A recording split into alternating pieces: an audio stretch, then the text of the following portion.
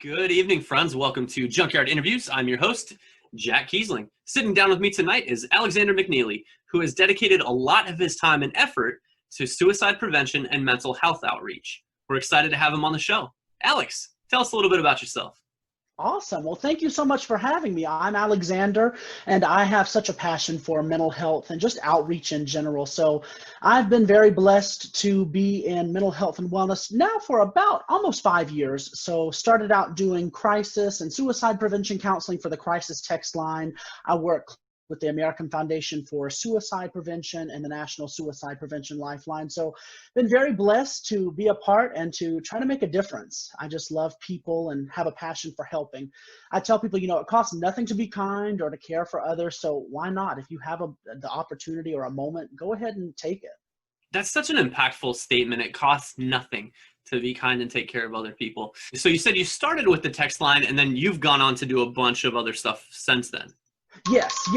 So I started with the text line in 2016, and then I would say from there, I grew into the American Foundation for Suicide Prevention, did a lot of their walks to end suicide here in Atlanta, Georgia, and got really heavily involved in that. I'm pre-med for psychiatry and mental wellness, so trying to revamp the model of what psychiatry has always been. Either A, there's a stigma around, oh, they're just trying to give me pills, or B, it costs an arm and a leg, $500 down, $200 plus for a visit. So really trying to bring affordability there, because sometimes you just need someone to listen, but there might be a true imbalance that requires some medication therapy and other things. So trying to be that expert in mental health and just make a difference. I love, though, the crisis text line because of the texting component. We find that a lot of millennials especially are like, I don't want to talk to a stranger on the phone. I'd rather just text about how I'm feeling. Or, in some cases we had young children who were parts of, if it was sexual assault or if it was, domestic violence, they were able to text into us, and sometimes their abuser was in the room with them and we were able to save them from those situations. So giving a voice to the voiceless, really. That's incredible. Now, you've also said, some things about stigma surrounding mental health. And I think a lot of that, comes from older generations, my generation as well. How do you combat that as you start talking about these topics and working with people? Sure. So, I encourage people, it's okay not to be okay. Or in the South, especially, men aren't supposed to cry. That's the norm for them, oh, suck it up, be a man, be a man. But really, people need to encourage their children or their loved ones. Hey, it's okay to cry. It's okay not to be okay as long as you don't stay in that place. So, cry it out, talk it out, whatever you have to do, but really encouraging them not to be silent. Because when you're silent, you tend to bottle it up, hold it in, and then it erupts. So that can come out as suicide, self-harm, so many different things. So I encourage transparency as much as possible. And I know that not everyone has a supportive family, but if that's reaching out to the crisis text line, if that's reaching out to a friend or going out to dinner and talking about it, or even over coffee, just talk, just get it out there. Just have someone listen to you. That's the huge thing, is listening. And I have a lot of people go, well, I don't have the right words to say. I'm not trained in mental health. I can't do this. You just need to be present. Just be there, listen to them, be that support. And sometimes they just need that good friend to sit down over coffee and say, you know what, I can't imagine what you're going through, but I'm listening to you. And just being there in the moment. So if it's present, just putting your arm around them and saying, you know what, it's okay, we'll work through this. The sun's going to shine again. It doesn't stay dark forever. A lot of the times when I talk to people, because I'm involved in some stuff as well in the veteran community, the thing that always comes up almost automatically is I'm alone, I'm alone, I'm alone. And I think that loneliness, feeds into pre-existing mental health issues and other things like that.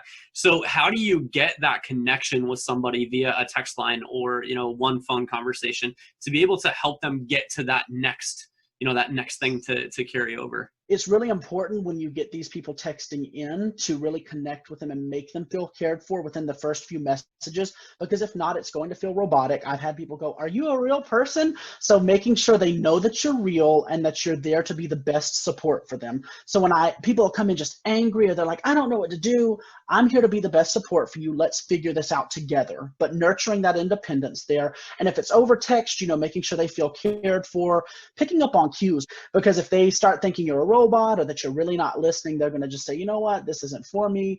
And that might just be the tip of the iceberg. That might have just been a cry for help, them reaching out. So you have to work extra hard and be extra diligent when you're doing it over text and communicating your feelings. You know, I'm here to be the best support for you. You matter. You're not alone. We will work through this. I like to say we, because again, I like to nurture that independence and that independent thinking, because reality is we won't always be there to help them through these challenges, but we can equip them with the tools they need to be successful. So, Yeah. but yes, to answer that though, really just making sure you're attentive and you're not passive, because I know some people tend to want to jump on and say, oh yeah, what's going on? Why are you sad? Why are you this? But really diving deeper, taking it a step further to find out what's going on and how we can best care for them. One of the things that we talk about constantly is buddy checks, and we tell our fans and our viewers all the time, you've got to check in on each other. You've got to check in on each other. What role does that just societal buddy check play in solving this mental health crisis? Oh, it's very, very important. Within the first, few minutes of speaking with them, do you have a friend, a mother, father, sister, brother, neighbor that you could connect with and just say, hey, check up on me in a few days, or, I'm just not feeling very well. If you can be honest with them, I encourage that, because what it does is it prevents them from seeking as deep as they were to begin with. So if you start slipping and you go, I need to talk to someone, and you text that buddy and they're like, hey, let's go out, let's talk about it, talk it out. Having that support system is crucial to not relapsing. So if it's self-harm or if it's depression, even those types of things, it's very important to have a support system in place. And if they don't have them, I do try to identify some things they can do themselves. So if it's a hobby they can do at home, if they're in a rural area, maybe they don't really have neighbors or don't have any friends nearby, is there something you can do? Do you enjoy drawing, or they like to play the guitar or going for walks? Identifying some strengths, I call them strength identifiers for them, that they enjoy doing, that they can do consistently when they start feeling themselves slip again. Because reality is you'll feel great for a day or two, but depression can hit you like a train. It's unexpected, and then you slip right back into where you were before. What would you say percentage-wise of the people that reach out to the Lifeline and whatnot are people who are experiencing mental health concerns, but they're just there to talk and get some advice, not necessarily the ones standing on the edge? So I know this is going to sound drastic, and this is not by any means a solid number, but I would say 85 to 90% of people that I interact with day in and day out on the text line platforms or in the different means that we have to reaching out to the community, most of them just want someone to listen to. They went through a breakup, or they're slipping back into depression or an addiction that they're battling. And so it's not always, everyone thinks the crisis text line, the National Suicide Prevention Lifeline, these helplines are only for you're standing on the edge of the bridge and you're about to jump. That's not what it is. You can reach out to us if you're sad, if you just went through a breakup, perhaps a death in the family, or you lost someone very close to you. We are there to be that connective tissue for everyone. So it doesn't matter. You don't have to be wanting to hurt yourself or in the process of, self-harm, anything like that. If you're just feeling unwell, or like you're about to have a relapse, or you just want someone to be that sounding board for you, really reach out, connect with them. We can give you resources, we can provide local linkage for you as well. So it's not just I'm about to jump, or I think I want to die. I love that we're opening the door to everyone else to say, look, this isn't just that crisis mode. This is whenever you need someone. So once a person has talked to you guys and has connected and got those resources, what do they do next, right? So aftercare, though, is what's very important. So after we're done talking, after we're in that conversation, I try to go ahead and make a call, if it's to either a family friend or a local resource. A lot of times I always ask first, hey, would you like me to reach out to someone in your life that maybe we could have a conversation together, or to even coach them through how to have a conversation? So I'd start talking to them.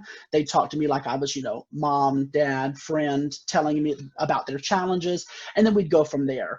If it's located a local resource for them, if it's late in the evening, I usually like to follow up with them. So I will call around, try to find some places, do some, local digging for them, and then say, hey, this is where you can go. This is a support group that you can go to every week. You can be there, be present, and have people who you can relate to. So making sure they have that, because again, in that moment when they're talking, great, we feel wonderful, I'm distracted.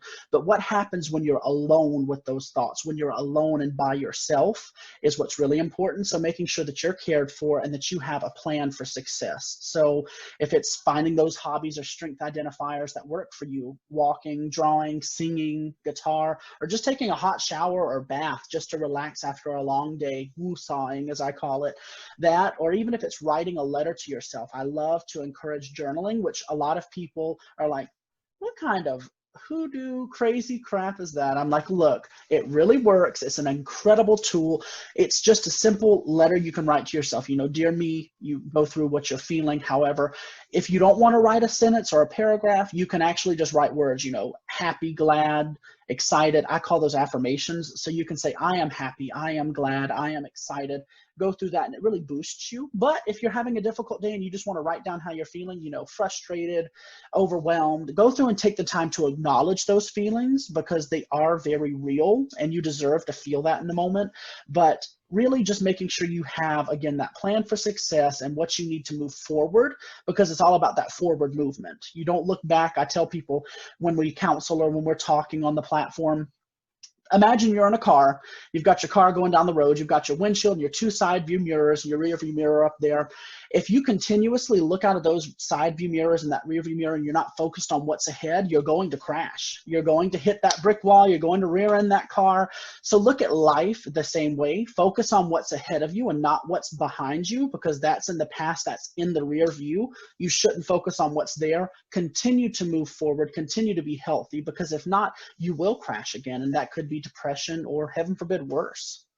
So Alex, I really appreciate the effort that you've been putting into mental health and being that resource for people for the last 5 years. Now you're pre-med, so what does the next steps look like for you? Sure. So I actually have partnered with someone in Arkansas, a team in Arkansas, who's actually becoming a national brand and foundation. It's called the FitOps Foundation. So you can go to fitops.org, but it's a veterans-based organization that takes former military men and women, trains them through their program to become certified personal trainers, and then helps them find purpose through going out in the community and working and helping others be healthier and better. So I'm working on this initiative with the team at FitOps and helping veterans and helping them find those connective resources. And they have a lot of boot camps where you can meet with former servicemen and women, have conversations, find that camaraderie, but really it's all about finding that purpose. So loving doing what I'm doing with the veterans and helping them find what they need. But FitOps has been such an incredible foundation, because again, you're taking those former servicemen and women who might not be able to find work or have looked everywhere and can't find it. They're training them and paying for their certifications to become personal trainers, and then helping them find purpose and passion in what they do and helping others. So love that. So that's what I'm working on now. Thank you so much for sitting down with me tonight. Anything you want to shout out before we end the show? No, I just want to tell everyone, you have greatness within you. You can do what you want. You have a purpose and a plan here on earth. I mean, you have a heartbeat. Let's move forward, make this a better place each and every day together. So just blessed to be here. And thank you so much for having me. Thanks for being here, man. It's been great. We'll see you again in the future for sure. Awesome. Guys, I can't even begin to tell you how much fun I had sitting down with Alex and talking about these things. Mental health and, depression and suicide are very, very real topics. And they're things that are affecting a ton of the population of this country and the world in general.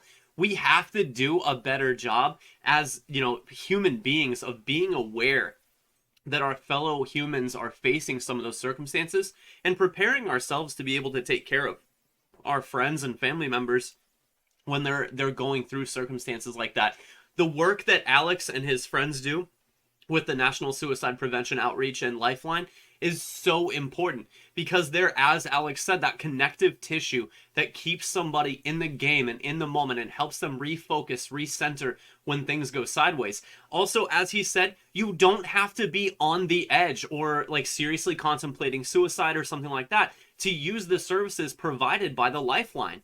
You can use them if you're just having a bad day and you need somebody to be there for you. While that service is amazing, guys, it is also critically important to remember that no matter what is happening, we've got to take care of our friends and family. Doing those buddy checks, reaching out, and it's as simple as calling somebody up or sending them a text and saying, hey, how's your life?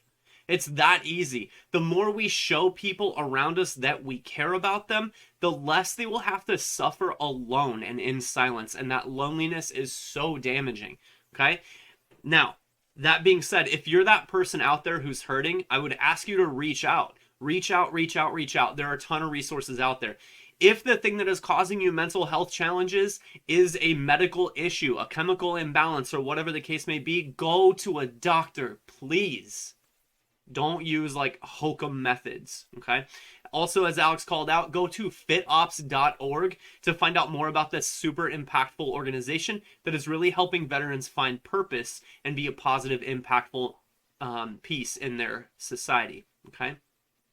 If you enjoyed the interview, look for this interview to be dropped in its total form, just as you saw it live, as a separate video for you to share around as you see fit. And make sure you hit the like and subscribe buttons to see more interviews like this in the future. When we come back after the commercial break, you'll see some current good news stories and some really, really cute animals that you don't want to miss. Stick around, friends.